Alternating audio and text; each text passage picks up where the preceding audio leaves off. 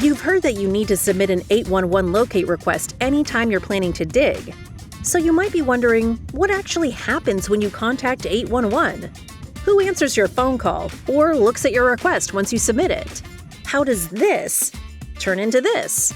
Not to worry, Adina can help us out.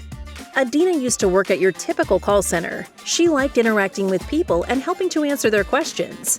But after a couple of years, she began looking for a new path to advance her career. So, she got a job working for Kansas 811. Here, she's a key part of making sure that every digging job is completed smoothly and safely. You see, 811 serves an important purpose. It's the link between the excavators, who do the actual digging, and the facility operators, who manage underground utilities.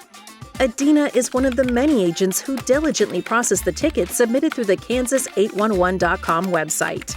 Look, here's a new ticket now. This one is from an excavator named Taylor. She's submitting a locate request for a construction project in Lawrence. First, Adina reviews the ticket to make sure that all the right information has been provided. Looks good. Next, she finds out which utility companies have lines near Taylor's dig site. In most states, including Kansas, utility operators are required by law to register with the One Call Center. That's the state's 811 office. But not all utilities are registered with One Call. Private utilities, such as those on farmland or other private property, are not included. And abandoned or decommissioned lines might not be registered either. But most operational facilities are logged in the One Call database.